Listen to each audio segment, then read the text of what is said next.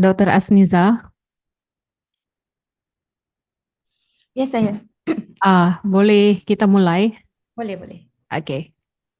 Assalamualaikum warahmatullahi wabarakatuh. Saya. Ya, good morning, selamat pagi. My honorable to Prof. Hizir, ya, yang sudah berhadir pada hari pagi ini. My honorable to Prof. Eka Sri Mulyani yang juga sudah berhadir pada ruangan ini. Kemudian my honorable to Dr. Asniza Isha, yang sudah memberikan ya waktu ya untuk hadir pada kegiatan webinar kita sebagai narasumber untuk kita dapat berdiskusi tentang EDI dan STEM. Tanpa uh, tanpa mengukur waktu yang kita sudah telat ya, mohon maaf ya daripada kita Dr. Asniza sebab kita tak start pada on time ya. Baik, kita akan mulai. Sebelumnya, marilah kita sama-sama membacakan doa ya dalam hati masing-masing supaya kegiatan ini berjalan dengan lancar. Doa kita mulai.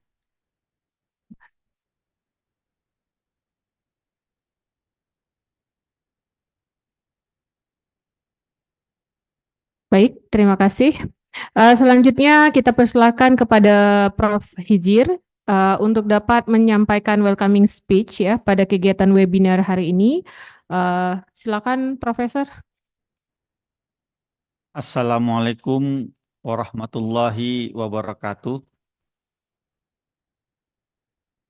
Good morning for everybody. Puji syukur kepada Allah Subhanahu wa taala, pada pagi hari ini kita dapat melaksanakan international workshop on EDI and STEM. Dan tak lupa tentunya salawat dan salam senantiasa kita sanjung sajikan keharibaan Nabi besar Muhammad Sallallahu Alaihi Wasallam. Yang kami hormati, yang sudah berhadir, Pak Dr. Irwandi selaku Ketua Pusat Riset STEM, kemudian Dr. Nur Asniza Ishak dari School of Educational Studies Universiti Sains Malaysia selaku pembicara pada International Workshop yang kedua hari ini. Kemudian kepada Dr. Wiwit Artika selaku moderator untuk webinar kita pada hari ini. Yang sangat kami hormati juga Prof. Eka yang sudah berhadir, Direktur Sekolah Pascasarjana UIN Araniri. Beliau tentunya kalau berbicara terkait dengan inclusivity ya, terutama pelibatan equity juga ya, diversity juga, pelibatan women di dalam pendidikan, itu memang keahlian beliau. Dan juga tentunya yang sudah berhadir secara online, Bapak Ibu semua dari Indonesia dan juga dari Malaysia. Terima kasih yang sangat luar biasa kepada panitia yang sudah mempersiapkan kegiatan ini, sehingga kegiatan ini dapat terlaksana secara offline dan juga secara online pada hari ini. Kita pahami bersama bahwa STEM ini adalah isu penting yang sekarang sangat diperlukan untuk dalam kita menghadapi dunia masa depan. Hanya dengan pengetahuan dan teknologi yang tinggi, kita mudah untuk beradaptasi apapun perubahan yang terjadi hari ini dan masa depan. Tetapi di sisi lain, sekarang ini ada term baru yang sangat mengemuka, bagaimana kita melibatkan berbagai pihak. Jadi ada equity, ada persamaannya, diversity dengan berbagai macam keragaman, dan juga inclusivity, ya pelibatan kaum-kaum yang termarginalkan selama ini untuk mendapatkan pembelajaran STEM, tetapi itu yang menjadi perhatian kita bersama. Untuk itu saya berpikir bahwa kegiatan internasional workshop kita hari ini sangat bermanfaat. Kegiatan hari ini mendapat dukungan penuh dari British Council di UK dan juga University of Exeter di UK dan kerjasama dengan Universitas Syiah Kuala terkhusus dengan pusat riset STEM kita. Kita berharap dengan kegiatan ini semakin mensiarkan penguasaan STEM bagi anak-anak dan terutama juga bagi anak-anak yang perempuan di kawasan baik di Indonesia maupun di Malaysia. Terima kasih sekali lagi kepada semua yang berhadir. Kami akhiri wabillahi taufik wal hidayah. Assalamualaikum warahmatullahi wabarakatuh. Waalaikumsalam warahmatullahi wabarakatuh. Irwandi, Mbak Irwandi kasih sambutan. Ya. Alright, so the next step, Bapak Irwandi PhD will give a report or opening ya for our activity. Silakan Bapak Irwandi PhD. Assalamualaikum warahmatullahi wabarakatuh. Waalaikumsalam warahmatullahi wabarakatuh. Terima kasih yang telah hadir di sini, Prof. Hijir bersama kita, kemudian Prof. Eka dari UIN, dua-duanya dari program Pasca Sarjana, kemudian Dr. Wiwit menjadi moderator, dan Dr. Nur Asniza Ishak dari Universiti Sains Malaysia, beserta bapak-bapak dan ibu-ibu yang telah hadir melalui media online Zoom ya. Jadi kita pusat riset STEM ini mendapat kepercayaan dari British Council untuk melaksanakan penelitian tentang EDI yang kita laksanakan tahun ini bekerjasama dengan Exeter University, dan kegiatan International Workshop ini sudah kita mulai dari hari Jumat, ini hari kedua. Jadi karena perbedaan waktu, jadi kita buat 2 hari karena beda waktunya ya. Yang kita laksanakan hari Jumat kemarin pada sore hari. Yang dihadiri pembicaranya dari Prof. Laya Hakim dan Prof. Rida Nayak dengan moderator Dr. Mahdi Dibats. Jadi kita berharap dengan kegiatan workshop ini STEM akan lebih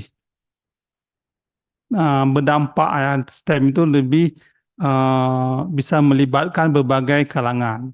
Dan salah satu kegiatan real atau konkret yang akan kita lakukan adalah pelaksanaan kegiatan fabrication lab atau Fab Lab. Dan disebut juga makerspace. Jadi di dalam pendirian Fab Lab di Universitas Syiah Kuala ini nanti akan dibantu pengadaan peralatannya oleh British Council, dan kita melaksanakan beberapa gelombang dari kegiatan workshop.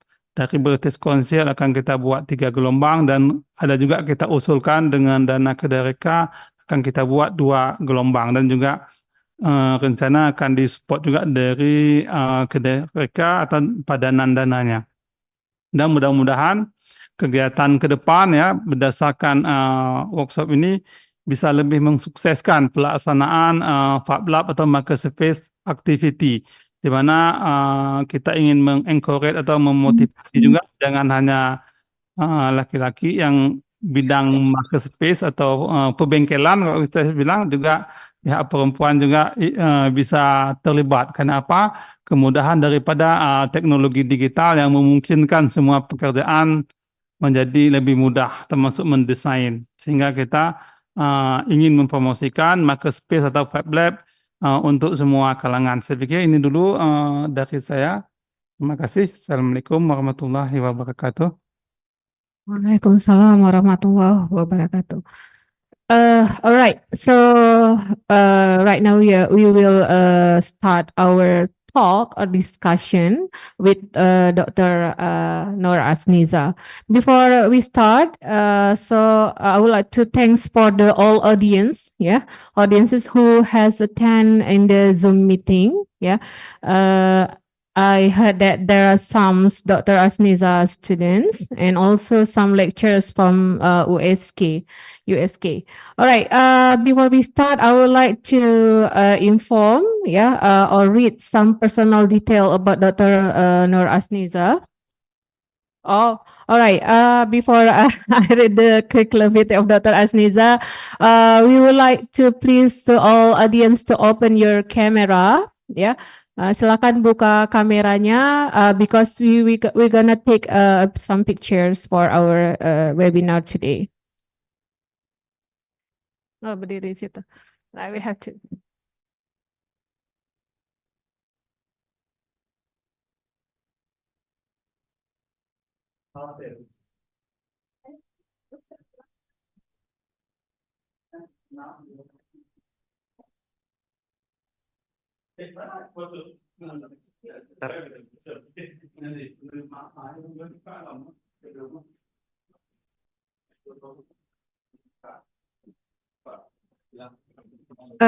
Please, to the audience, to open your camera.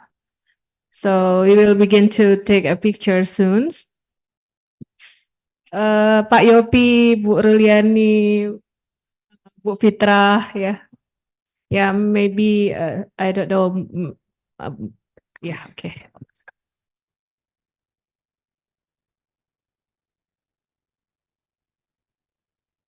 Okay, everyone, I'm gonna take a picture. Don't forget to smile. Okay, 1, 2, 3, smile. Okay, once more, maybe West. Siap. 1, 2, 3. Okay, once more with the handphone.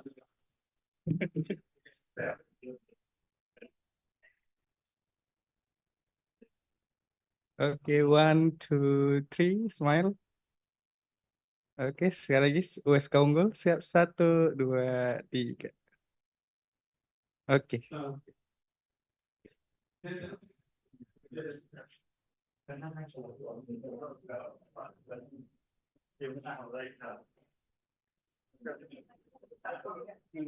Langsung aja, Bro.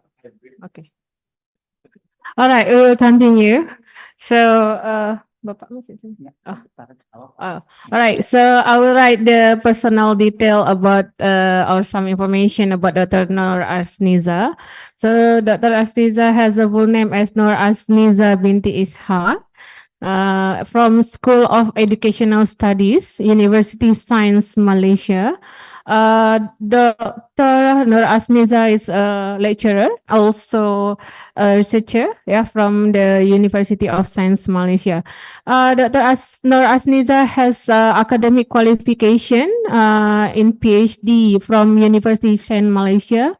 Having Master of Education from University Science Malaysia and also Bachelor of Science from University Science Malaysia, majoring in biology and minoring in chemistry.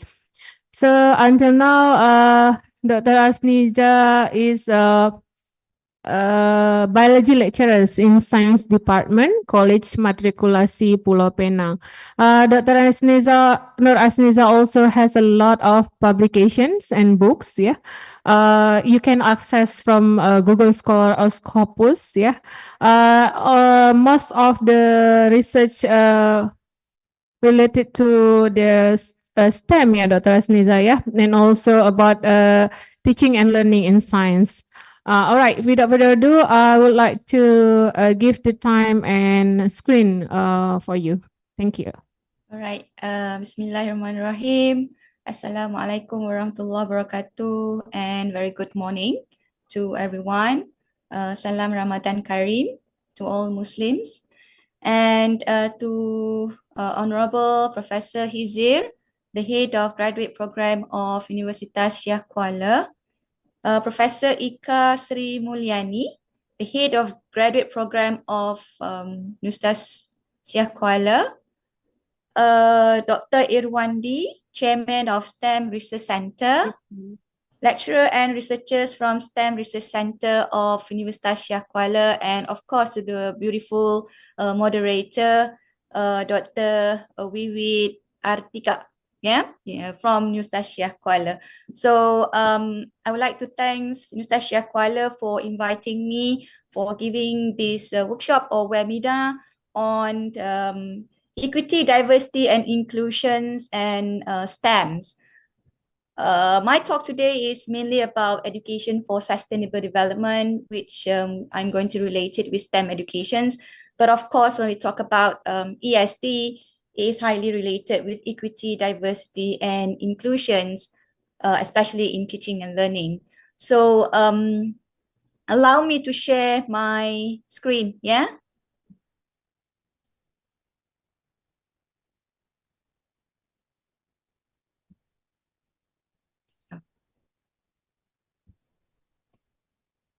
Hold on. Oh, because I'm using a new laptop, so this is the first time I'm using Zoom. I think I have to quit and reopen. Is it okay, Dr. Wiwit?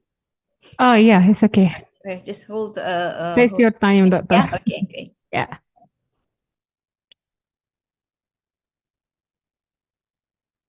Dia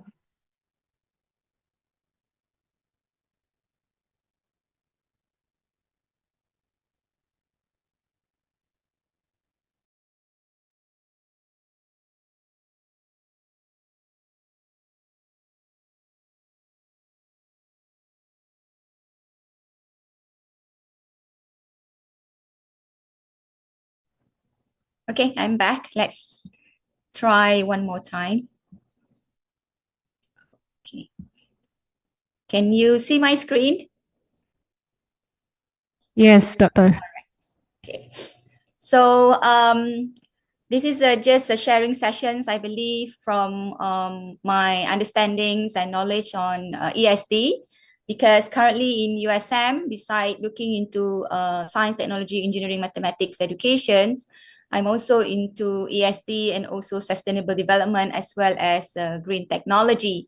So what I'm going to share today is about how we can empower STEM education through ESD framework for fostering sustainable STEM ESD pedagogy. So I believe there are many lecturers from Research Center of Universitas Syiah Kuala. So we can, just have an informal discussions later. So you can interject me anytime during my speech. And if you want to ask questions, just let me know and I'll try to address all the questions given to me.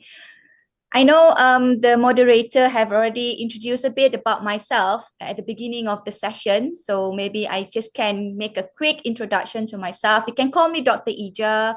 Yeah, that's what my friends and my students call me. To make it more friendly, they call me Dr. Ija. And yes, I'm currently in a senior lecturer in School of Educational Studies under STEM portfolio, especially in biology and chemistry education. And beside that, I'm also having my PhD in curriculum. So I'm also a lecturer in curriculum and instruction. And I've been working as an educator for 20 years. And before that, I was a biology lecturer in science department in Penang Matriculation College. So it was about 15 years of having my career in Penang Matriculation College, teaching biology, that I decided to move to USM in the year 2018 as a lecturer here. So basically my talk today will cover three main areas, which are STEMs, the concept of science, technology, engineering, and mathematics. And then I will move on to ESD, education for sustainable development. And finally, we're going to look at how we can connect between the STEM ESD and the goal of fostering sustainable integrated STEM pedagogy in our teaching and learning or in our lessons. Sorry. Okay, so for the beginning of my talk, I think we are very familiar with what is STEM, what is science, what is technology, what is engineering, and what is mathematics. And I believe my students who joined the webinar today, most of them are from the background of STEMs. Just a recap on, of course, when we talk about science, science is something that we deals and seek about understanding the natural world, yeah? And it's highly related with technology. If we talk about science, we cannot separate it from technology. However, when we say science, most of us doesn't understand that science is a process, yeah? It's a process of discovering that allow us to connect the facts found to comprehensive understanding of the natural world. So this process can be instilled among young children as early as their age. When they start to talk at the age of 1 or 2 years old, we can already introduce science to them, let them explore about their surrounding, about their world. Yeah. And how did this happen? It happened naturally through observation and experimentation. So we never do the process of science without implementing the experiment. And like I said, science is highly related to technology. And but some people, yeah, when I ask what is technology, mainly what they say is technology is much about digital technology. It cover computers, it cover laptop, it cover handphone, smartphone. Yes, that is technology, but we have to make sure that people really understand the real definition of technology. Yeah, so technology is, of course, an invention or a process. It can be a prototype, it can be a product, it can be a process that intended to help human at the first place, to make human life easier at the first place. Yeah. So this is something that actually not just teachers, but also my students, PhD students, have some misunderstanding of what does technology mean. So I have to explain to them clearly what is technology. Technology is a product, it's a process that help human. Only then they can understand what is technology. So basically, technology can be a digital technology, it can be a non-digital technology. Yeah. This is another misconceptions that will arises among us when we talk about what is actually engineering. In most of laymen, most of laymen or community, when we say what is engineering, especially young children, especially students, when we say engineering, immediately what they will think about engineering is, something that is related to automotive, something that is related to machine. Well, yes, engineering is highly related to automotive, to machine, to car components, but the real definition of engineering is when you are able to design and construct something. I remember yesterday my 17 years old daughter asked me, what is actually engineering? What is the job of engineering? And I asked her, what do you know about engineering? And then she said that, engineering, work in the factory, work at the factory, you deal with machines, heavy machines. And then I asked her, do you know that engineering or the engineer, they design and construct, they begin with the process of designing. And then, she started to think, in that case, I can be an engineer then, because I like designing. Yeah. So because of the perceptions of a woman, thinking that engineer is something that deal with the heavy machines, that is beyond capability of a human, they will say that becoming as an engineer is a career that is not suitable for a woman. So this is something creating inequality among the community, because in their mind, in their perceptions, especially the woman, engineer is only for male, because you have to deal with heavy machines, with automotive, you have to deal with the oil, But when we start saying that, no, engineering is something that you design first and then you construct them. And there are so many fields under engineering which can employ women as an engineer. Only then they can start, I can become an engineer. So that happened to my daughter actually. She said that, in that case, I become an engineer then, because I like to design. So this is something that we really have to think of when, in Asian country, especially most of the engineer career are dominated by the males and not the female, because of the perceptions of what is engineering itself is lacking among them. But of course, to be an engineer, you have to be creative and critical. Yeah. And I think for mathematics, everyone know what is mathematics. Yeah, it's about patterns, about relationship, how we study quantity, structure, space, and change. Yeah, and of course, it involves numeracy or numbers. So why STEM? Yeah, why STEM in Asian country? Why STEMs in European country? Why STEMs in China? Why STEMs? Yeah, because we know that the economy of the future is highly depends on STEMs. The more STEM fields or the more STEM career, it means that the economy of that certain country will also increase. Yeah, so we predict that there will be a lot of new STEM job will come in the future, of course, and we hope that the new STEM jobs that appear or that will come in the future is equal for both male and female. Yeah. So STEM in the classroom, I think my colleagues from the STEM Research Center in Universiti Syiah Kuala is very, very good in STEM in the classroom, I believe. Yeah. But we know that STEM is a dynamic approach. I like to use the word dynamic. You know why? Because dynamic means it's holistic. It's covered everything. And in a simpler way, we can say that STEM consists of interdisciplinary approach. Of course, science, technology, engineering, and mathematics, and when we integrate it, it becomes interdisciplinary. And it's good to apply this interdisciplinary approach in education because it will enhance the 21st century learning skills. Yeah, so STEM education emphasizes hands-on learning, critical thinking, problem solving, collaboration, preparing students with the skills and knowledge needed to succeed in the field related to science, technology, engineering, and mathematics. So that's why most of our countries is into STEM nowadays, because besides we want to increase our status of economy, we also want our students to have a good 21st century learning skills that is very essential nowadays. Yeah. And we are moving into, it's a dynamic approach that instill 21st century learning skills. And when the students have this 21st century learning skill, we believe that they can face the real world challenge. Yeah. So STEM education aims to cultivate a deeper understanding of these subjects and to foster creativity, innovations, and STEM literacy among students.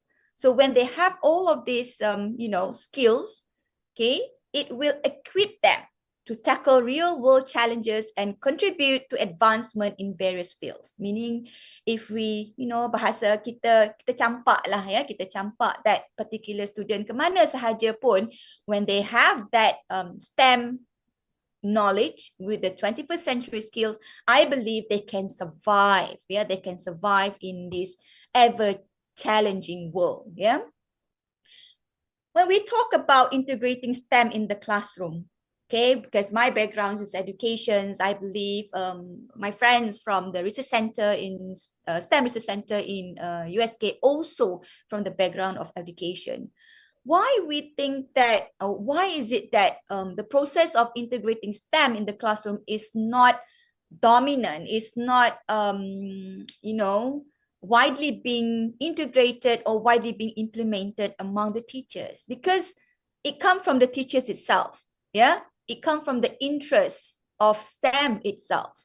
I may give you some examples of what currently happens in Malaysia.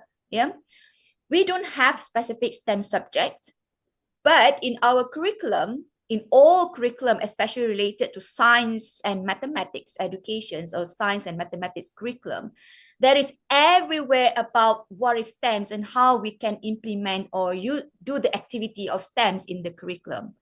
But somehow, yeah, this is based on my research, on my survey on the teachers' knowledge, attitude, and practices of STEM pedagogy. We can still see that their knowledge, their attitude, and their practices, especially on STEM or integrating STEM in the classroom, some are at minimal level. Yeah, and some are at high level, but most are at minimal level. So we still need to come out with more and more activity or events from the ministry or even from the university to enhance their interest, enhance their attitude, and enhance their practices in integrating STEM in the classroom. So this is the STEM integration in the classroom. I believe most of us know that when we talk about integrated STEM, I'm not talking about the different definition of STEMs. Every one of us know the different definition of STEM, but in generally, we know that STEM can be implemented in silo, meaning that science alone, technology alone, engineering alone, and mathematics alone. It can be implemented in duo, or the best thing is to do integrated STEM, where we combine all disciplines of STEM, which is involving the interest, the understanding, the exposure, and the engaging of STEM in the classroom. Right, so we have understand what is STEM, definitely. Now let's move on to ESD, Education for Sustainable Development, the concept. Right, if you look into this slide, we can see the globe, the globe or the world.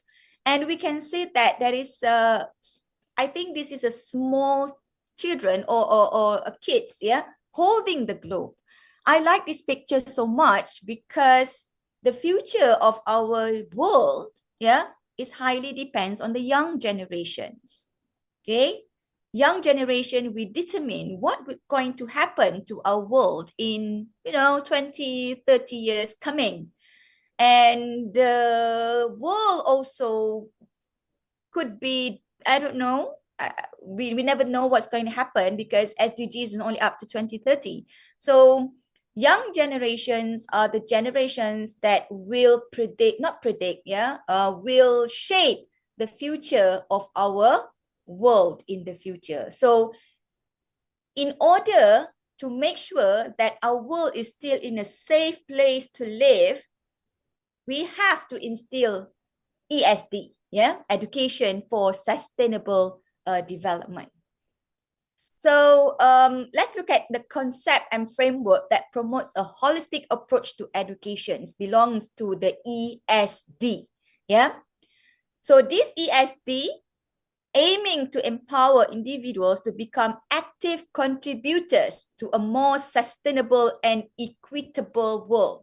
So this webinar or the workshop is highly related with equity, diversity, and inclusion. So I believe that in the ESD, we cover everything, how we can make our world an equitable world, with a lot of diversity and inclusivity. So ESD is one of the framework I believe that I'm working on based on UNESCO, that I think can help in making our world a better place to live.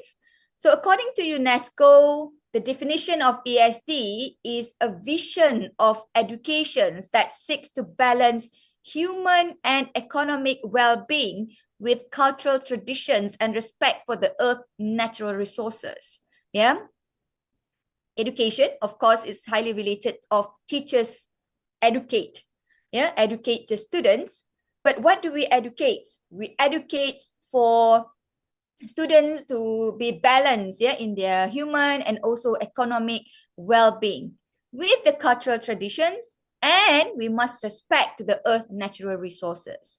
So if you look at the diagrams here, we can see there are four pillars that underpin the education for sustainable development. First, economic viability. Second is social justice. The third one is environmental integrity, and then cultural diversity. Okay, for these four pillars, of course, there are foundations underneath it. We must instill the students with the correct contents, the correct outcomes, the correct pedagogy, the correct learning environment, intergenerations, and social transformation. And only that we can do education for sustainable development.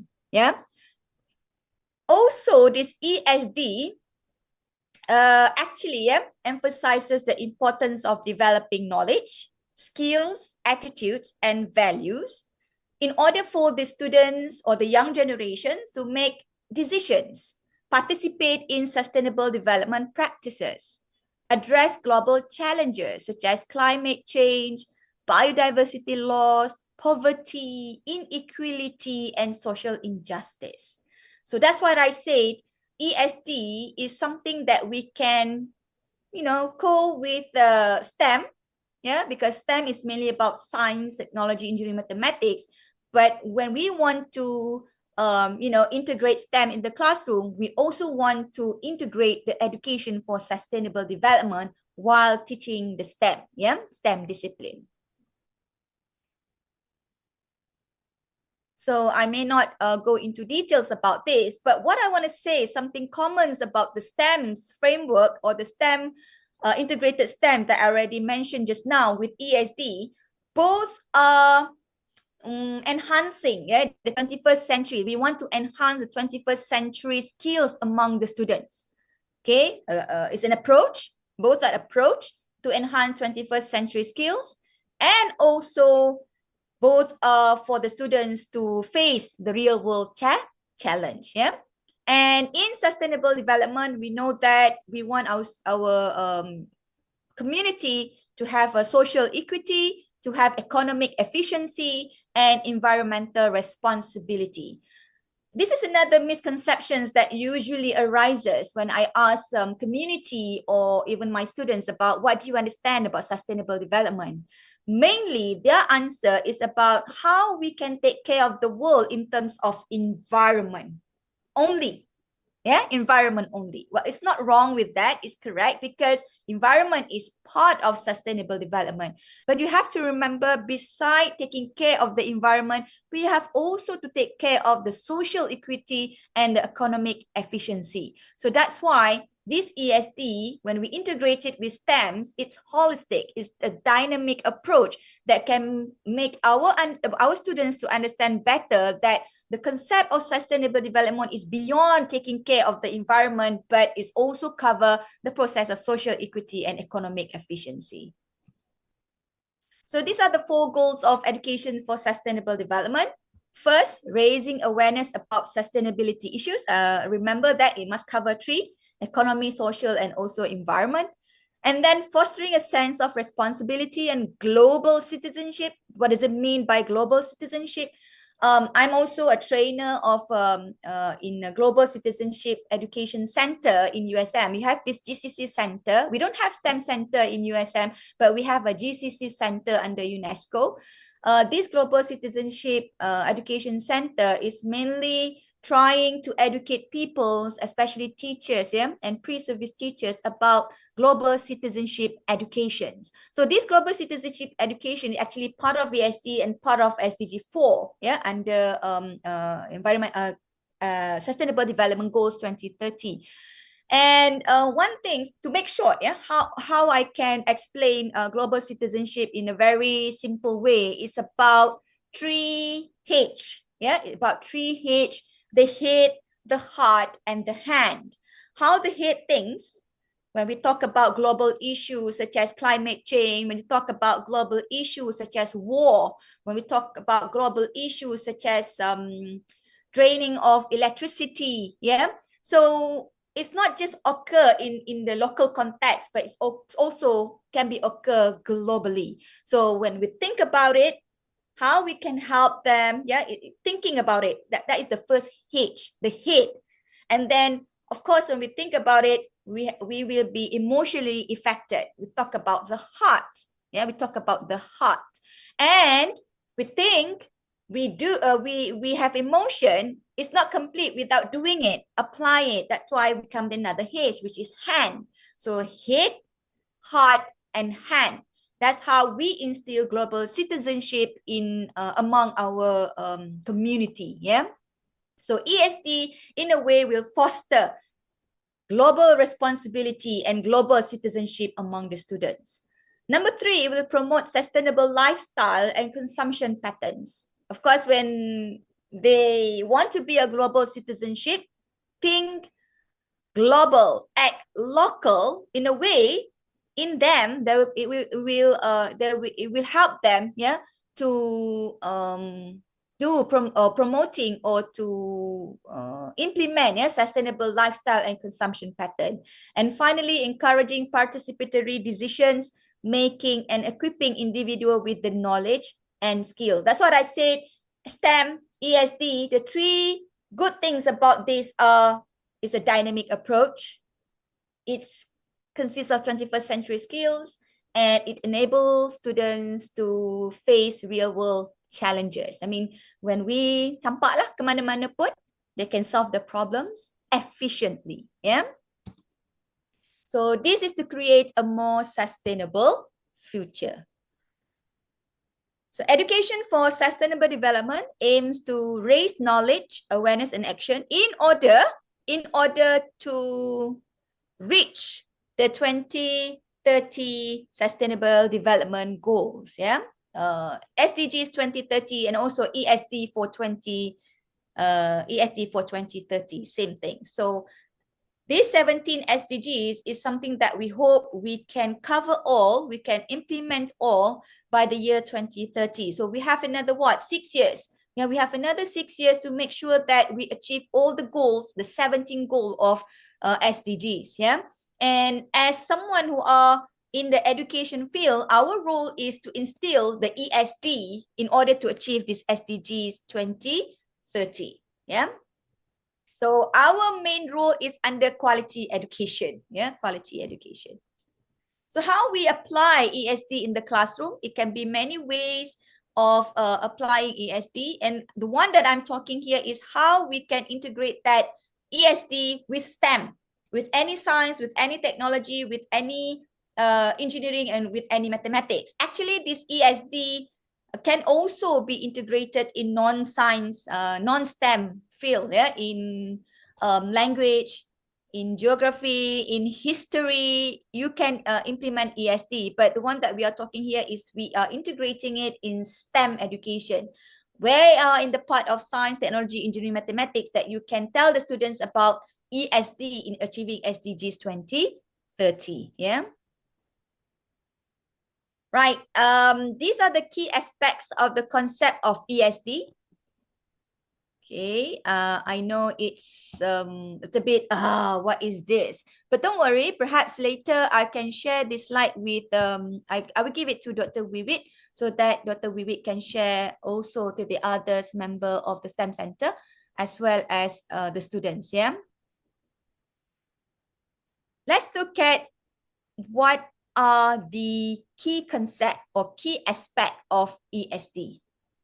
Okay, the first one is a holistic approach, or you can change it interchangeably. You can use the word holistic, you can use the word dynamic.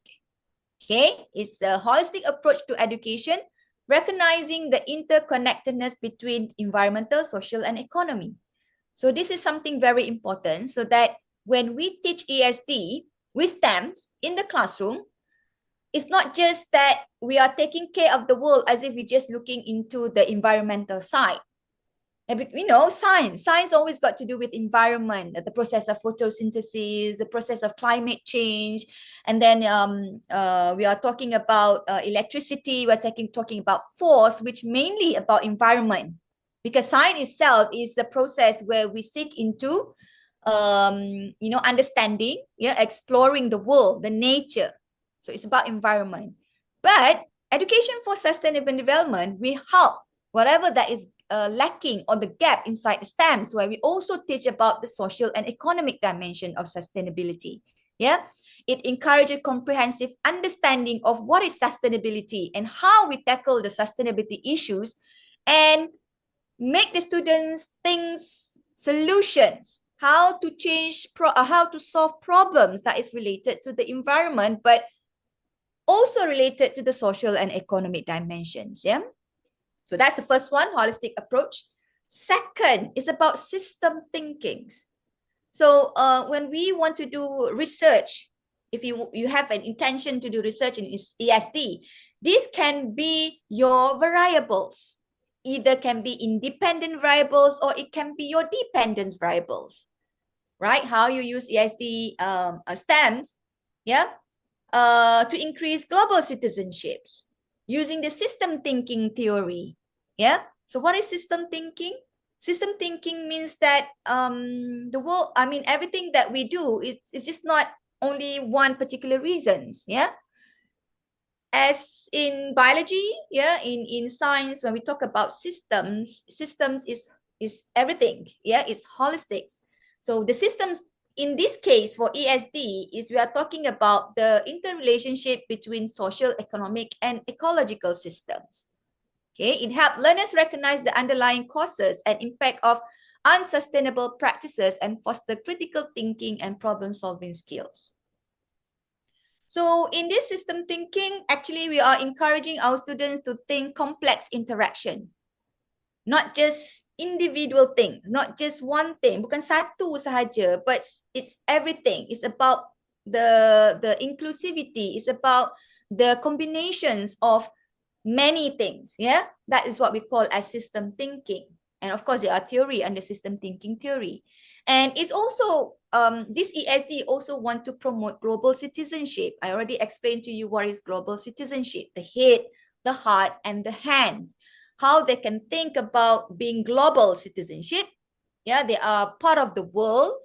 And how they can think about the emotions on the empathy, yeah, about what happened across the world, and also make them do, yeah, hands-on, what they can do in helping what's going on in the world. For example, the war that's going on between Palestine and also Israel. We are not there. We are not living in that particular area where war is happening. But as if we are there, giving empathy to the children who pass away, who die because of the war. For children who do not have enough food, no drink, no water, no food for eating, starving. So we realize that and we say, oh, I cannot waste my food because I have to think of people who are in Palestine who are not eating, they are starving. So let not waste our food. Yeah. So this in a way makes the students here, either in Malaysia or Indonesia, think about what happened in the Palestine. So that is global citizenship. Okay, and then they can donate hands, hands donating, because I have the empathy and the thinking about what happens to the children who are facing with the war. Yeah, so this will promote social justice, contribute to building a more equitable and sustainable global society. And also, I already explained interdisciplinary and transdisciplinary learning, because you can combine ESD with other fields, especially in STEMs. And promoting ESD among the students also in our teaching and learning will enhance participatory and experiential learning. Okay, students will do hands-on activity, which they will do experiential learning methodologies, hands-on activity, engagements, real-world problem solving, so they empower learners and enable them to apply their knowledge and skill in practical context. Yeah. And finally, of course, it involves ethical considerations. In anything that we do, we have to think about ethical considerations.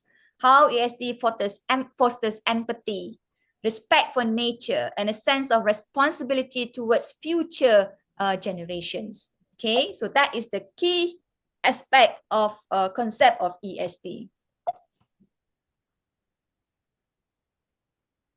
So these are examples of how ESD can be implemented in a science classroom. I'm not going to explain one by one, but maybe you can have an idea. Perhaps some of it you have done it in the classroom, especially when you are teaching about STEM. But maybe after this, you can enhance more, or you can foster more of integrating STEM with ESD. Yeah. You can incorporate sustainability topics into the curriculum, even though we are talking about STEMs, but it can also integrate the sustainability related topics such as climate change, biodiversity, renewable energy sources, and resource conservation. I mean, all of this, even though it's more prone to biology, but in other fields of science, in chemistry and physics, and even in mathematics, you can integrate the related topics of sustainability. Yeah, even though it's not in your curriculum, yeah, you as a teacher, you can plan your own lesson integrating that ESD in STEM education. Of course, you can do hands-on experiment. Okay, conduct experiment that explore environmental phenomena and sustainability concept. For example, student can design experiment to investigate the impact of different types of packaging materials on waste generation or study the efficiency of various energy saving technologies. So perhaps maybe after this, my friends from STEM Research Center in USK can have an idea of what kind of workshop you can do so that you can integrate that STEM with ESD. Yeah, we can do a hands-on experiment, because another big issue that's happening today is about microplastics. Yeah. Of course, microplastic mainly come from the waste generations of plastic packaging. And if you read a lot about this issue of microplastics, recently it's found that the microplastics can be found in the placenta of a mother's womb. So see how micro is the microplastics. And research, because I'm doing this with my friends in Malaysia. In Malaysia, I have one research team called Apex Era, the Apex Young Scholars. We are responsible in having a grant for looking into this green technology and also environmental conservation. So one of my team is making or doing research in microplastics. Yeah. And it's found that this microplastic is now airborne. Yeah, meaning it's flying everywhere, and we are inhaling all these microplastics. So don't be surprised if you can find that microplastic in your lungs, in your stomachs, eating it, because it can be found in the placenta already. So this is a big issue nowadays, and I think maybe we can look into a possible way of decreasing this microplastic from the waste environment, yeah, packaging material. So we can do a hands-on experiment. We can let the student think what you can do in, lessens the number of microplastics or plastics itself in the world, yeah. And then we can do field trips and outdoor activities. This is maybe not in the formal curriculum, but we can do as an informal curriculum. Take students on field trip to local ecosystems, park or renewable energy facilities. I'm not sure in Indonesia, but in Malaysia, this is something that are very difficult for us to do in the curriculum, because we have a lot of things to cover in the curriculum that we don't have ample time to bring the students for field trips and outdoor activities. But I believe once in one semester or once in one sessions, we have to bring the students outside. If not really outside, at least outside the classroom, still in the school compound, because it is something that will engage the student more, because the students will learn about environmental issues firsthand. Yeah, firsthand. And this will encourage them to connect classroom learning to real world situations. Either you are teaching science, teaching mathematics, we can do that in the outdoors activities. We can encourage the students to do data collection and analysis, do some research, yeah, because when they do research, they will read more and more, they will think more critically, they can have a creative solutions, yeah. We can do project-based learning, yeah, assign project that require students to investigate certain problems and come up with a product. And we can invite experts, yeah, guest speakers and expert in environmental science, conservation, or sustainability to speak in the classroom, so that they can have someone who are working with the real field coming into the classroom and give a first-hand talk to the students about ESD and also STEMs. And of course, when we talk about STEM, we can integrate multimedia and technology. Yeah, use videos, documentaries that is highly related to ESD, yeah, science, yeah, environmental science into the curriculum. Community engagement. Okay, we can bring the students to do community-based sustainability initiative, yeah, planting, recycle programs, conservation efforts. So this is also a hands-on activity that will empower the students to have a positive impact to their surrounding. Database discussion, assessment of environmental impact, interdisciplinary connection, student-led initiative. These are all more high advanced of application of STEM ESD in the classroom. So when we design STEM SD must be suitable to the age of the students that we are focusing on. What are our target? What are their age? Is it a preschool? Is it a primary school? Is it a secondary school? Or is it a pre-university or university level? So of course, we have to really match it with their age. Yeah. So how do we connect the STEM ESD and the goal of fostering sustainable integrated STEM pedagogy? Right. Maybe I'm not going to touch more on this pedagogy part. Maybe some of us are not doesn't know what is pedagogy, but of course, pedagogy is highly related with education. Yeah. Long time ago, even when I was small, teachers is everything. We only listen to whatever teacher gave us. Yeah, like in this picture, the teachers or the scholars are raining water to the students, and the students just accept it. But they have umbrella, meaning that the water may not splash to them. The water will splash to somewhere else. In a way, they may have the educations, they will receive the knowledge or the skills, but they may not receive the knowledge or skills. They just accept everything. So more about cognitive. But how about now? Yeah, what is our goal now? Like I said, in STEM, in ESD, we want to implement a dynamic approach for the students to have a good 21st century learning skills. Yeah. So when it comes to that, it's about student-centered. Okay. Engaging ESD and STEM activities centered on student learning. What is the activity about? What do I need to help me to teach it? How should I teach it? How should I assess the students? These are the pedagogy that you have to think that is focusing on student-centered learning. No longer teacher give everything, the students just listen. No. Nowadays, the students give everything, the teachers listen. Okay, that is a correct approach that we can integrate or we can implement in a STEM ESD pedagogy. Yeah, we do the lesson planning, we do the teaching strategy, and we do the teaching evaluations that is highly related to the student-centered learning. Yeah.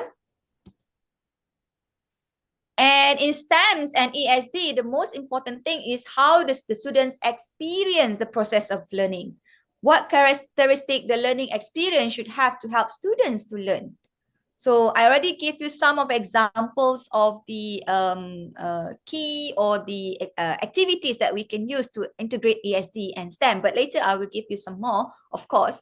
And our main goal is for the students to learn, for the students to gain knowledge, to have good attitude, and perhaps later on they can practice it. So learner-centered pedagogy is the answer for this STEM ESD. Focuses on student learning, encourage students to participate, challenges students to think critically, creates meaning from experience. We have so multiple resources of learning and teaching, grounded by real-life experience and creativity and discovery. So these are some examples of instructional that you can use that promote student-centered learning, task-centered principle, demonstration, application, activation, and integration. I'm not going to explain all of this in details. It will give me, I don't know, 1 or 2 days of workshop. Yeah, but these are examples of what kind of pedagogy or what kind of instruction that you can use that blend together the STEM and ESD education. Yeah.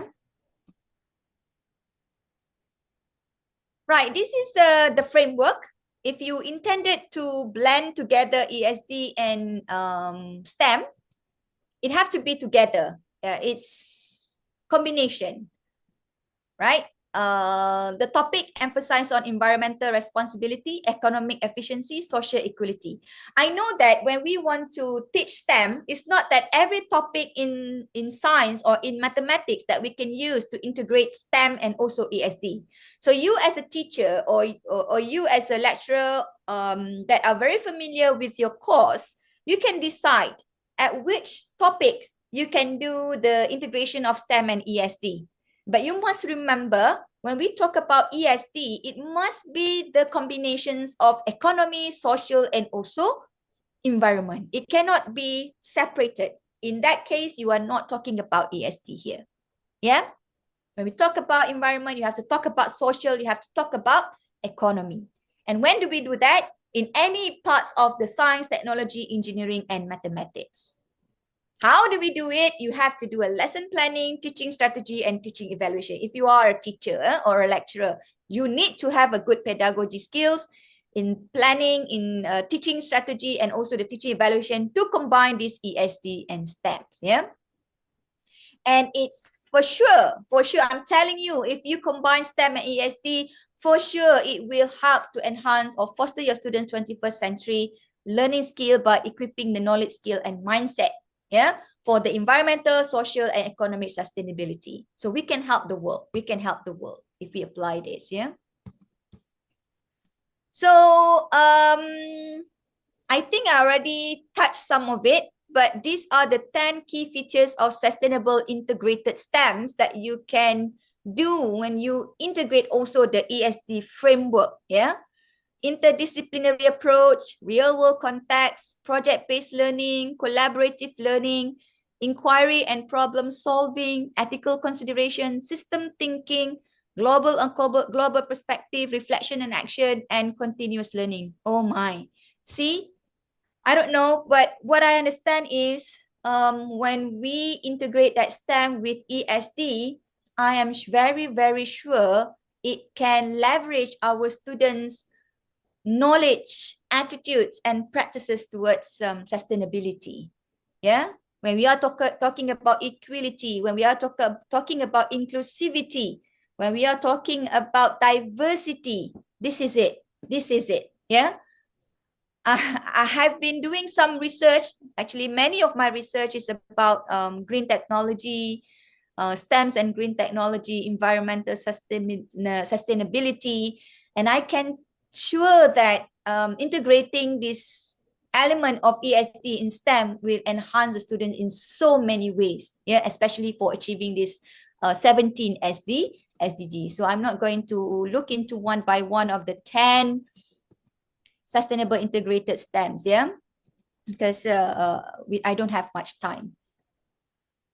Right, integrating ESD pedagogy in STEM education. Okay, what we can do, yeah, when we combine both of this, it will instill a sense of environmental and social responsibility and help our students to become engaged global citizens. I think I already explained what is global citizenship is, yeah.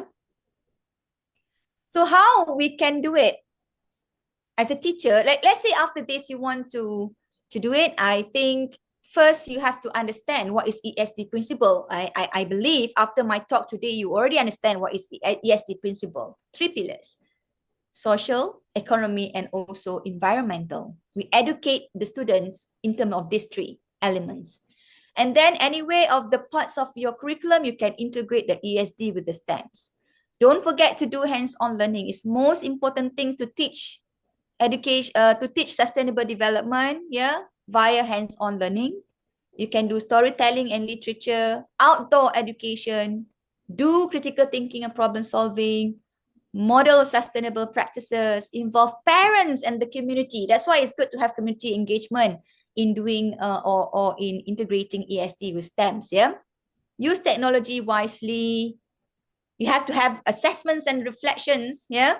Professional development, celebrate achievement, promote sustainable values, and continuous improvement. So these are STEM ESD pedagogy implementations in school. What I do is that I focus on STEM subject, science subject. Not all topics, some topics that I can integrate the element of ESD with STEMs. Then I will come out with the lesson plan, yeah, with the module, teaching them. And of course, it really, really enhanced the students' knowledge, attitude, and practices towards sustainable development. Okay, this is a successful story of my research, either for a preschool, primary school, and also in a secondary school. Okay.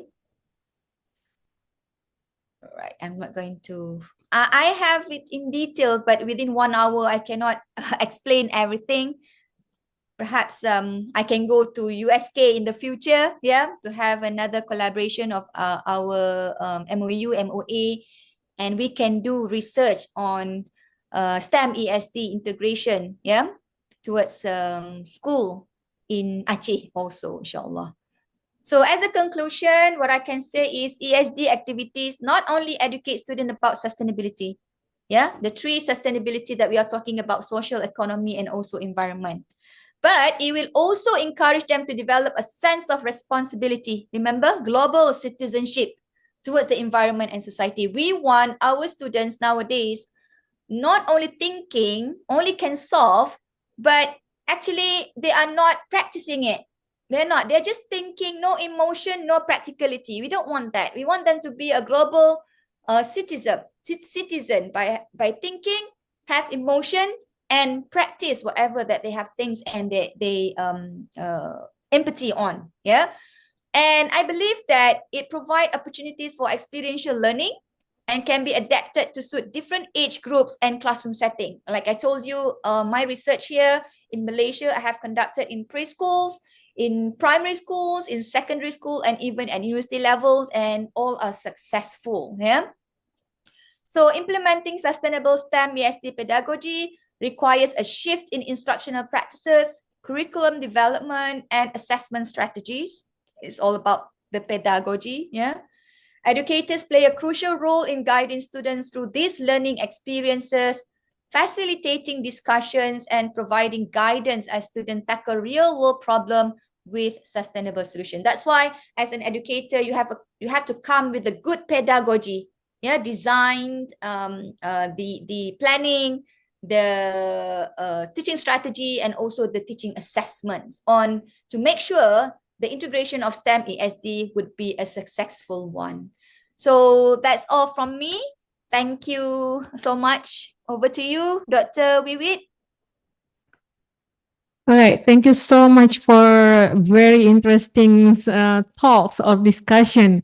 And yeah, Dr. Nur Asniza has explained a lot, yeah, about STEM itself, and then education for sustainable development or ESD as a key element of the 2030 agenda for sustainable development that we know is considered as a driver for the achievement of all 17 SDGs. To continue our discussion, maybe we would like to invite all the audience, yeah, to give any comments, opinions, or maybe or suggestion, or even a question. So we please, if there is any questions or opinion, Prof. Eka. So there is from Prof. Eka, Dr. Nur Asniza. Yes, please, Prof. Yes, thank you very much, Ibu Wiwit, and thank you, Dr. Ija, for such a wonderful presentation. Just would like to reflect a little bit when you said that when people mention about an engineer, it's like only for men, right? So it's sort of discrimination in here when we are talking about STEM and then the existence or the position of women within this STEM issues. In your experience, when you have a very good strategy in integrated STEM in a concept of ESD, how do you apply it? How do you introduce, or what sort of effort you did in your experience to eliminate this kind of discrimination regarding women in STEM world? Yeah, if we could say that. Yeah, that's my question. Thank you. Thank you very much, Prof. Eka, for that interesting questions. Yeah. Actually, in Malaysia, we are slowly eliminating the perceptions of engineering is for women only. How? How do we do that? By explaining it in our curriculum. And that's what I say. The real definitions of engineering should be explained to the students as early as possible. So in my experience of my efforts in trying to remove the negative perceptions of engineering is only for men during the preschoolers. Yeah, during the preschoolers, we have already integrated that STEMs in the curriculum for preschoolers. And we are trying to instill the mindedness of the students that what is actually engineering. So engineering is, well, even the small kids, when we say jurutera, what is Indonesia? Jurutera juga? Teknik. Huh? Teknik. Teknik. Yeah. Oh, that's the name in Indonesia. Kalau kami di Malaysia, kita panggil jurutera. Kalau kita tanya student, ya, the small students, the preschoolers, ya, preschoolers, what is actually jurutera? Apa itu jurutera? Apa itu engineer? Kerja di kilang. Kerja di kilang, kerja dengan mesin. But never come in their mind, oh, kerja tu untuk lelaki saja. No more. No more, ya. Because when they know that this kind of engineer, they work in a factory, they work in industry, we try to interject. Kerja ni lelaki ke perempuan? And then they say, mungkin masa tu masih ragu-ragu. They are not sure whether this job is particularly for women or is it for men. Then kita akan cuba bagi tahu, okay, engineer ni sebenarnya kerjanya mereka cipta. Design lah. Mungkin mereka dalam bahasa mereka cipta tu tidak faham lagi. Ya, kerana di Malaysia, the subject of reka bentuk teknologi, the RBT, hanya akan hadir, I think, ketika darjah 3 atau darjah 4. Meaning they are 7, 8, 9 years old. Only kita introduce with the special subject called RBT, reka bentuk teknologi. So there in that subject only kita akan maklumkan, kita akan bagi tahu, we tell the students, oh, this is the process that the engineer do. You design. Yeah? You design, you have knowledge in chemistry, for example. Kita ada knowledge tentang sains. So kita hanya membantu untuk mereka bentuk dan orang lain yang akan membinanya. Okay, so that's the process of engineer. So at the preschoolers, the efforts of the curriculums in Malaysia is try to reduce. Sebab ketika ini mereka tak kata pun no more. Because I think most of our community, especially the parents, are already aware that engineer is not only for male. It can be also for female. Itu sudah kurang, ya, Prof Ika di Malaysia. Kita tidak ada lagi, tidak banyak lah. Mungkin ada serta in rural area masih lagi ada perceptions that engineer is only for men and not for women. Why? Because in our curriculum kita sudah maklumkan itu semenjak di preschoolers lagi. Prof. Okay, bagaimana Prof? Sudah puas. Okay, thank you. Okay, next questions or suggestion boleh dalam bahasa Indonesia untuk audiens di Zoom, ya. Mungkin ada pertanyaan dari ini, ada juga Pak Nasir, ya, yang sedang PhD dan buat riset di STEM, ya. Pak Nasir mungkin ada pertanyaan, Pak. Mumpung ada Dr. Iza di sini, pakarnya. Okay, Windy is one of my student. We just start doing research related to ESD, Dr. Iza. So Windy is one of magister student from Magister Biology Education. Mungkin Windy ada yang mau ditanya enggak? Karena ini ada Dr. Iza, ya. So if you don't really clear about your research or maybe any suggestion, Dr. Iza can give you any suggestion for your research. Ada pertanyaan Windy? Pakai bahasa Indonesia boleh, Win? Di unmute dulu. Jangan bahasa Aceh je. Jangan, nanti saya pun tak boleh cakap. Oh ya. Oke, terima kasih kepada Ibu Wit yang telah memberikan kesempatan kepada saya. Sebenarnya saya juga belum tahu mau tanya spesifik tentang ESD ini seperti apa, karena tadi kan fokusnya terhadap pembelajaran.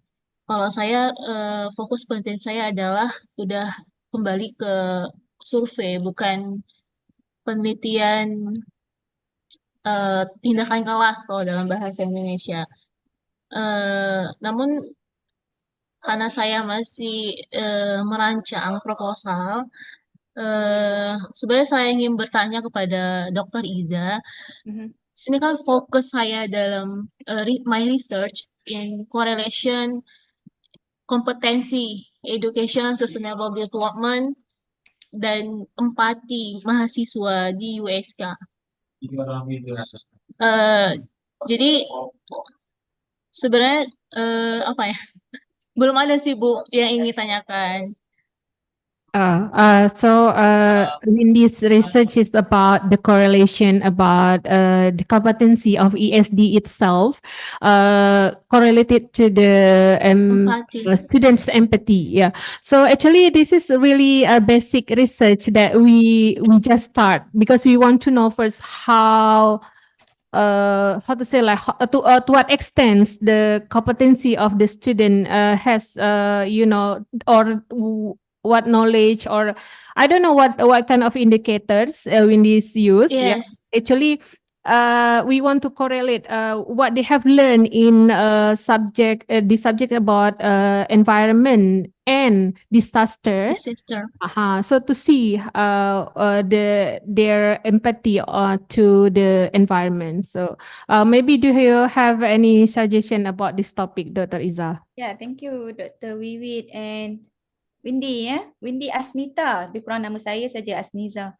Okay, you are just a master student kan? Master students, and I can see that your independent variable is of course on the competency of ESD. But you must focus on what kind of competency that you are actually looking into.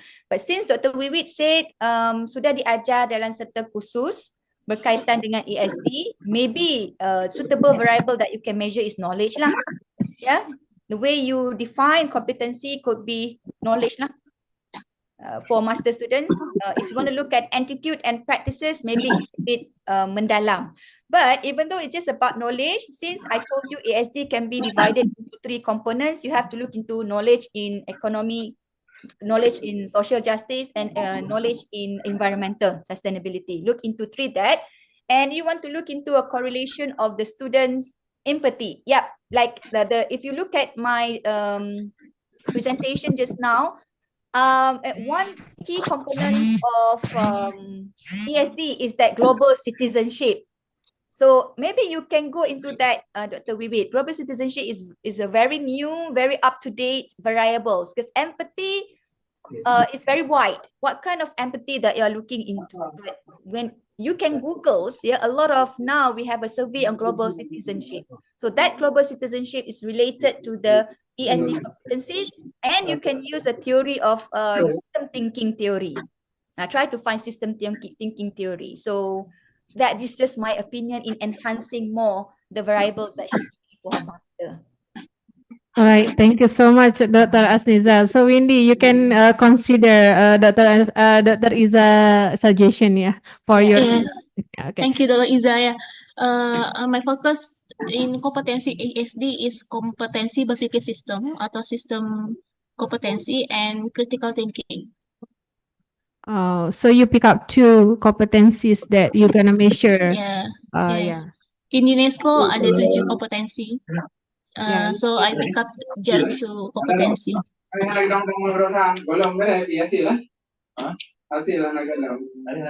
Pak Nasir mau bertanya atau mau di mute dulu atau mau bertanya? Mau bertanya dulu nih Bu. Okay, maybe we stop for Windy ya. So we continue with Pak Nasir. Silakan Pak Nasir, boleh bahasa Indonesia Pak, silakan. Oke, makasih Bu Wid. Ini enggak perlu saya buka mic-nya ya?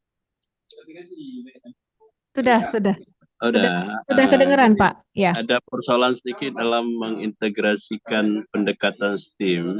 Ini kan ada beberapa model sintak ya. Salah satu ada engineering is elementary. Ini maaf nih kebetulan lagi di tempat servis komputer nih, agak ribut ya. Tapi saya belum paham itu gimana maksudnya itu dengan pilihan-pilihan beberapa model itu Bu. Mungkin perlu penjelasan sedikit dari Ibu Iza. Terima kasih Bu. Soalannya tadi model apa ya Pak Nasir? Model engineering is elementary gitu. Ya kan? Dalam mengintegrasikan pendekatan STEAM itu ada beberapa sintak ya. Dalam mendesain model pembelajaran atau dalam membuat modul atau gimana itu? So, Dr. Nasir talks about the patterns of doing the STEM itself, Dr. Iza. Okay, terima kasih Dr. Nasir for the Ya, question. Kalau we are talking about how we can integrate that engineering yes. dalam the teaching, one of the model yang kita boleh pakai adalah engineering design process model, EDP. Okay. Ya, EDP. EDP is the best model yang kita nak guna untuk enhance that engineering process lah reka bentuk. Yeah. But if it's just a normal lessons that not just focusing on engineering, kita boleh guna model by more, iaitu integrated STEM. Integrated STEM. Integrated STEM. So those are the model lah untuk kita nak guna dalam mengajar. But when it comes to we want to develop the lesson, the instruction, the module, usually saya akan guna other instructional design model. EDI, Assure, they can carry 5E. Those are the model that I use to develop my lesson. But the approach model that I use to teach STEM, either kita guna integrated STEM by more, atau if you focus pada engineering, the best one is EDP, engineering design process model. Itu terus pada proses reka bentuk. Oh ya. Ya, Pak Nasir. Jadi banyak juga pola EDP itu sintaks macam-macam. Nanti tergantung Bapak mau pakai siapa, apa mau pakai Jolly ya. Kita juga kemudian bisa pakai Kapraro ya, mungkin juga ada ya. Nanti Bapak bisa cek sendiri. Ada yang cuma 5 tahap pelaksanaannya, stepnya, ada yang sampai 8. Ada banyak. Ada banyak untuk yang EDP macam-macam Pak. Nah nanti bisa Bapak pilih yang sesuai. Salah satu saya pilih ini Bu Win, ada yang model AIE ya. Ada plan, AIT, ada Pak. create, ada improve, ada ask, ada imaging gitu ya. Ada 5 tahapan tadi ya. Dia bergantung kepada durasi kita punya lesson lah Dr. Nasir. Jika pendek sajalah model yang kita guna. Kalau lesson kita plan tu banyak, we can use more complicated model. Ya, tergantung JP-nya Pak ya. Nanti Bapak melakukan penelitiannya di mata pelajaran topik yang mana ya, KD yang mana, dan mungkin bisa dilihat JP-nya berapa dan bisa ditentukan sintaks yang mana yang mau dipakai. Oh ya. Berarti kayak semacam EDI juga, itu kan ada 5, mungkin orang pakai 4 tahap saja gitu ya. Ya, Tapi boleh ini ada Pak, nanti disesuaikan mungkin. Oke Bu Win, terima kasih. Ya, terima kasih banyak Pak atas pertanyaannya. Sama-sama. Ya. Mohon di-unmute kembali ya Pak. Oke, terima Mute kasih. kembali, sorry. Lanjut. Alright, is there more any questions? Any questions? Mungkin dari yang lain dari Zoom.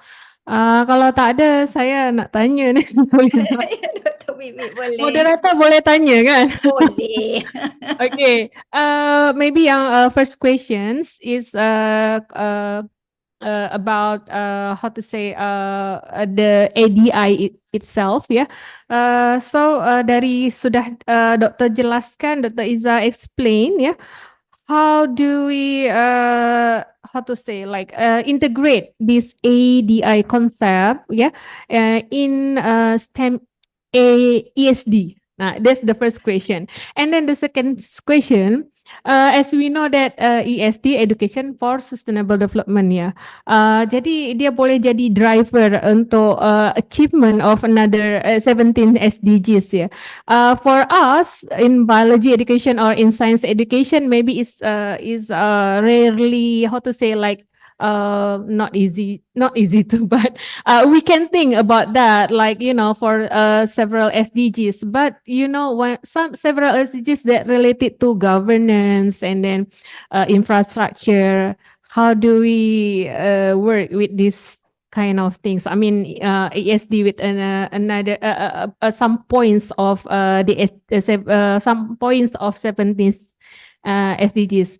I mean, like below water, land. We can achieve that things from with the education, but how the other things? Maybe you have opposite opinions on suggestions. Thank you so much, Dr. Wiwi. Your first question is how we can integrate that EDI in ESD. actually in ESD, there are EDI. Remember, education for sustainable development, the main three pillars adalah the economic, the social justice, and also the environment. And we know that these three pillars, which involving the equity in economic, the social justice, and also environment, is about equity, diversity, and inclusion. So it's already there. That's why I already told you that when we have an intention to mengintegrasikan this ESD STEM, the first thing is we have to tell the student about what is actually the concept of STEM.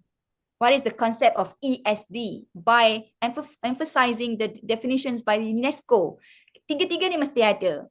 Yeah, so bila kita mengajar, maybe sometimes the EDI itu tidak appear directly in our lesson plan, but it's through our explanation. Contohnya bila kita mengajar tentang climate change. In bio, in geography, actually in other subject as chemistry and physics pun sudah ada this climate change. It's a global issue. Right, we explain about what is climate change kan? What caused climate change. But it's more on how we can solve that climate change. So bila we talk about how, it's a problem-based learning lah. Problem. We come up with the problem. Let the student think creatively. Let them think critically. Di manakah equity? Di manakah diversity? Di manakah inclusivity-nya di situ? So mungkin student boleh fikir, oh tak adil. Ya, tak adil kerana yang menyebabkan climate change itu satu negara sahaja. Tapi impactnya sampai ke negara yang lain. Ya, that is they're talking about inequality di situ, kan? But kita sebagai cikgu tak boleh katalah tak adil di situ, betul tak? Even though one part of the world are doing the kerosakan, but you as someone living in other part of the world, what can you do in order to reduce the climate change?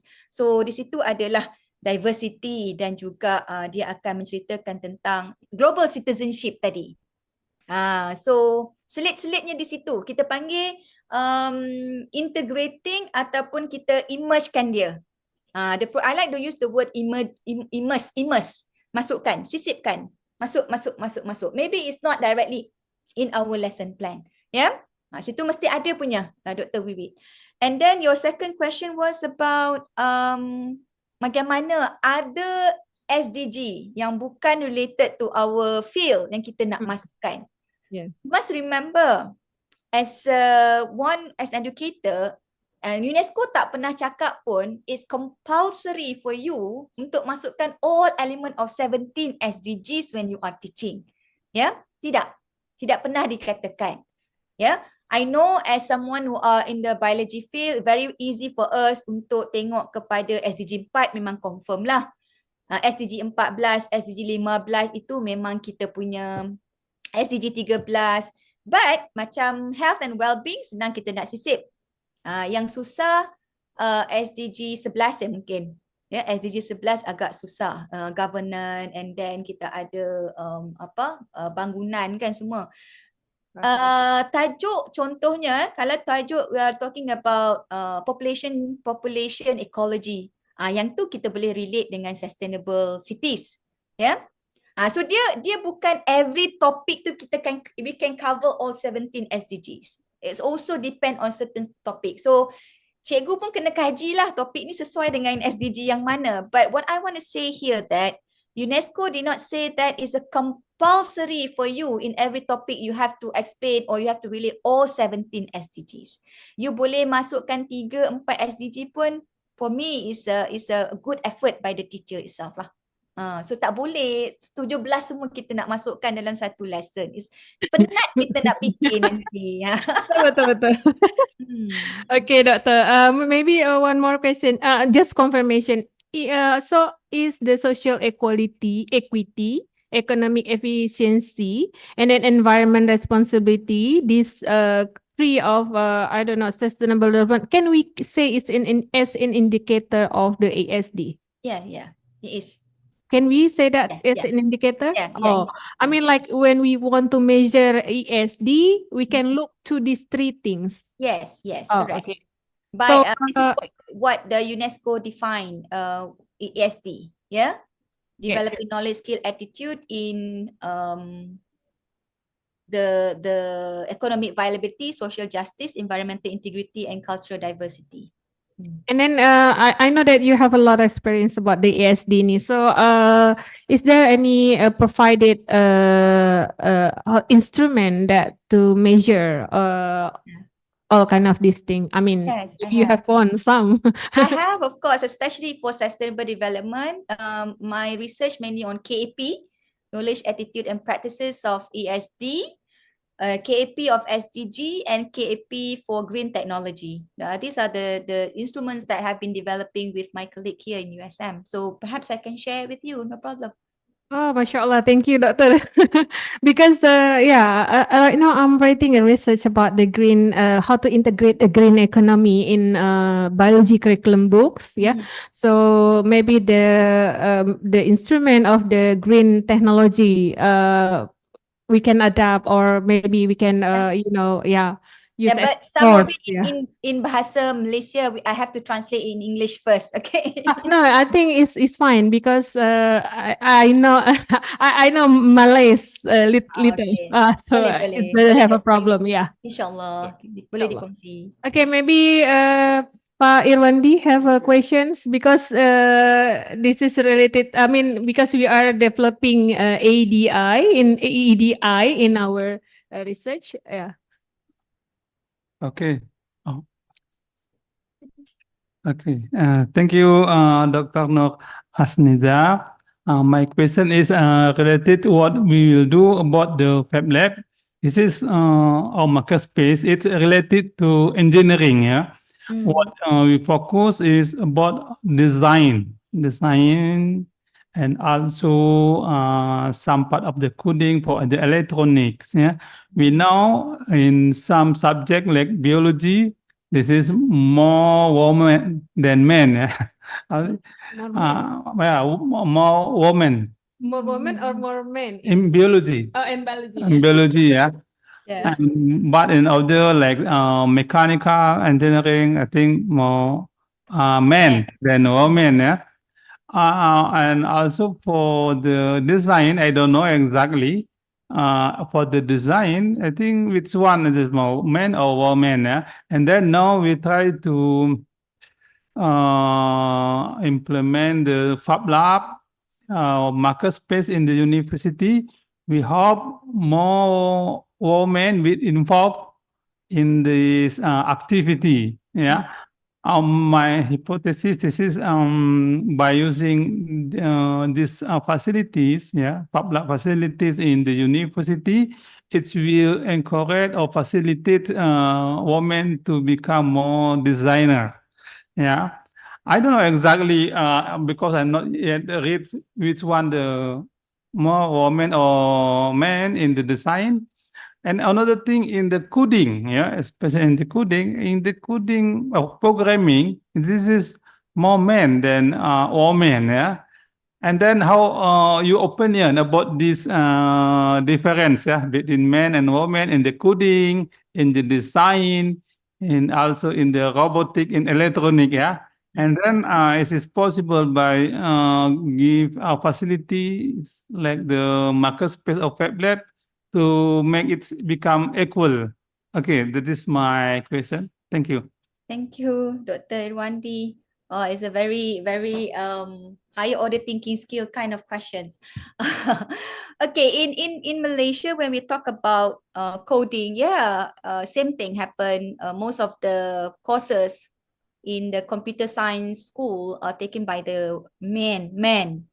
But for the designing, it depends on what kind of things that they are designed, right? In the I have also students that who are doing design thinking. So this is another approach that we can use to help making sure that both male and female have same interest in designing. Yeah, it's called a design thinking process, where we are trying to instill the design thinking process in the primary school and later moving on to the secondary school. So if you want to your Fab Lab and your makerspace lab to have an equal chances of both gender to join, perhaps at the beginning we have, this is just my humble opinion and suggestions. Talking about design thinking would be something that will enhance their interest in knowing about what is designing actually. Yeah. And about coding, actually, I'm not sure in Indonesia, do you have a curriculums in the secondary school that focus on the basic coding? We have a certain subject on that? Yeah, I think now the new curriculum, they try to involve the coding, yeah. Because we have like the TIK informatic ICT subject, yeah, they start. I know when I read my senior high school book, yeah, they have like coding C, but they using C. I don't know. I'm not yet read in the secondary school or elementary. But in our STEM research center, we try to use coding for the early childhood education. Yeah, very good. Yeah, using the No primary, no secondary, but in no. I mean, I'm not yet read the book of for the elementary and secondary. But our STEM research center try to apply coding by using Scratch programming to the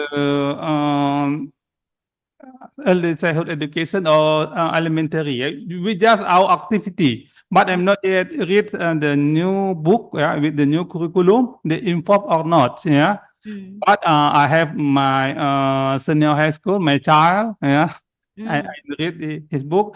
It started from the C, but I think it is not good because they start from the text coding. It is hard, I think. It's better to start from the graphical or block programming, yeah, to teach child about the coding. I don't know. Maybe in the secondary or elementary, I don't know. We have to check the book, yeah, because the curriculum and the book continues update, yeah. And you know now the Merdeka curriculum also in Indonesia, they try to involve with new technology. They call it digital transformation. Yeah, I think that's what I know. Okay. So that is very interesting that one step for going to instilling the coding in the children, because in Malaysia, in the secondary school we have that Scratch in our curriculum, and in the primary school kita ada masukkan the coding menggunakan block and everything. But di secondary school kita memang ada subjek kita panggil sebagai asas sains komputer. Ya, daripada lower secondary school mereka sudah ajar that particular subject 1 week 3 kali seminggu, belajar tentang basic coding sampailah the higher level of coding. Termasuklah tadi saya kata reka bentuk teknologi, you have specific subject for that. So but still there's a back to your question, kenapa perempuan tak suka coding, ada lelaki suka coding. I think it should, kita kena lihat balik on the multiple intelligence of every gender, male and female. Howard Gardner kata memang every one of us have our own multiple intelligence, how we integrate of 2-3 intelligences together. If you ask me as a biologist, I don't like coding, of course, because my nature is my character is more into nature, because that is my multiple intelligence. So perhaps we can do more research on tengok bagaimana the correlation of multiple intelligence tu dengan the choosing of the field of the students, going to the designing, to the coding. So if it's prone more into male, then it's highly related to multiple intelligence. So saya rasa begitu, because it's back to the nature and the characteristic of the students. But of course, as a researcher, as someone who are in STEMs, we really want to make sure that kesemua sama rata antara lelaki dan perempuan ada peluang untuk belajar. Ada peluang untuk belajar dan mengaplikasi apa yang telah dibelajar. But of course, kita nak dapat semua tu memang samalah, Malaysia pun agak sukar. But through the curriculum, I think we can start to instill the knowledge and skill lah dulu. Untuk mereka nak apply tu, it depends. Dr. Irwandi.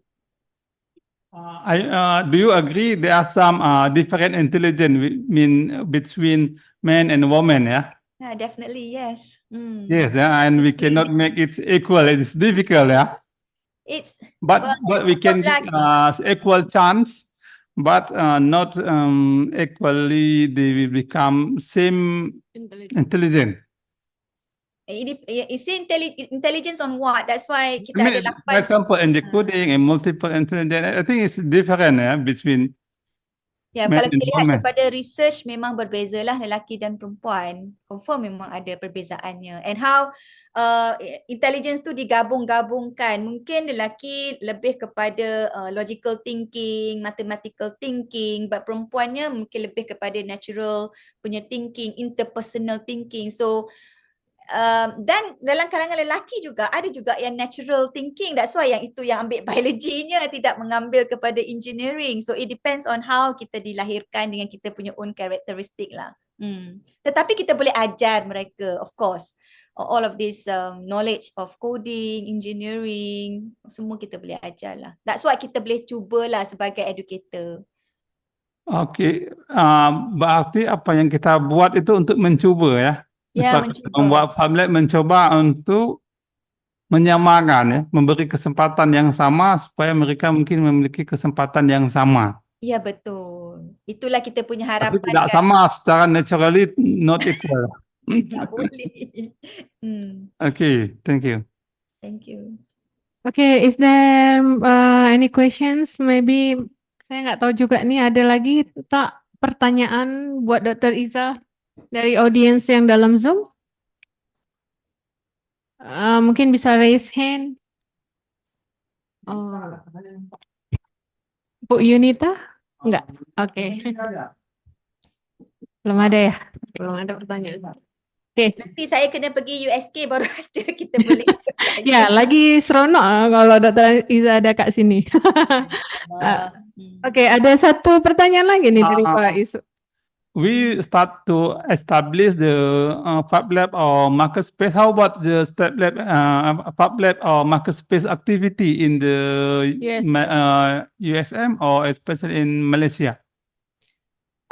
In university kita ada buat, tetapi not in our School of Educational Studies. It belongs to the School of Computer Science. Di situ ada market space di situ. Yeah. And the school, in our school, School of Educational Studies, we focus on the Global Citizenship Education Center, the GCC Center. So in USM, different school have different obligation ataupun peranan mereka terhadap kepakaran masing-masing lah, sebab di our school, School of Educational Studies, we don't have an expert in coding. Kita hanya ada expert in technology education. So market space di School of Computer Science lah. Kita ada di sini, doktor. Tetapi not in my school lah. Tidak ada di my school. My school ada GCC Center. Okay. All right, thank you. So there is no more questions. So maybe we can end up this webinar and talk. Dr. Iza, thank you so much for your speech, and then very, very, how to say, like a lot of new information for us. Yeah, hopefully it's also useful for all the audience. Maybe they're gonna come out with new idea how to do research related to ESD and STEM. And also what else? Maybe just that. So again, thank you so much for your coming, and then selamat menjalankan puasa pada hari ini. Saya juga nak ucapkan terima kasih lah kepada USK for inviting me. InsyaAllah jika ada rezeki, saya ingin berpeluang untuk berkunjung ke USK pada masa akan datang lah, jika diizinkan lah, insyaAllah. Ya. Amin. Mudah-mudahan bisa berkunjung, Bu. Ya, tak pernah sampai ke Aceh lagi. Teringin. Dekat, Bu, Aceh, Bu. Kali flight dah. Okay, yeah. Yeah. Okay, all right. Thank you for all the audience for attending this webinar. Me as moderator, I would like to apologize for any mistake, and then let me close this session with Alhamdulillah. Assalamualaikum warahmatullahi wabarakatuh. Waalaikumsalam warahmatullahi wabarakatuh. Thank you. Okay, thank you, Dokter. Thank you. Jumpa lagi, Jumpa insyaAllah. lagi. Selamat Thank you for berpuasa. all the student who's coming. Thank you.